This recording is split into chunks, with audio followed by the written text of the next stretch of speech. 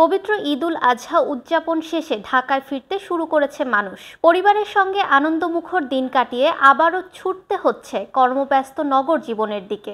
বুধবার রাজধানীর গাবতলী, সায়েদাবাদ ও Mohakhali bus terminal, Kamalapur rail station ও সদরঘাট লঞ্চ টার্মিনাল ঘুরে দেখা গেছে গ্রাম থেকে আসা মানুষের ভিড়। প্রত্যেকেই পরিবারের মায়া, ঈদের আনন্দ আর গ্রামের স্মৃতি বুকে নিয়ে ফিরছেন ঢাকায়। হাতে লাগেজ, চোখে ক্লান্তি, তবুও সামনে এগিয়ে চলার তারা যেন সবাইকে তাড়িয়ে বেড়াচ্ছে। কমলাপুর রেল স্টেশনে দেখা যায় রাজশাহী, খুলনা, রংপুর, সিলেট, চট্টগ্রাম সহ দেশের বিভিন্ন অঞ্চল থেকে ট্রেনে ঢাকায় ফিরছেন যাত্রীরা। স্টেশন জুড়ে দেখা গেছে যাত্রীদের ভিড়। সদরঘাটেও দেখা গেছে একই চিত্র। দক্ষিণাঞ্চলের বিভিন্ন জেলা থেকে লঞ্চে ঢাকায় ফিরছেন মানুষ। একই চিত্র বাস টার্মিনালগুলোতেও। যাত্রীরা ফিরছেন কুড়িগ্রাম, বরিশাল, ময়মনসিংহ, গোপালগঞ্জ সহ দেশের নানা প্রান্ত থেকে।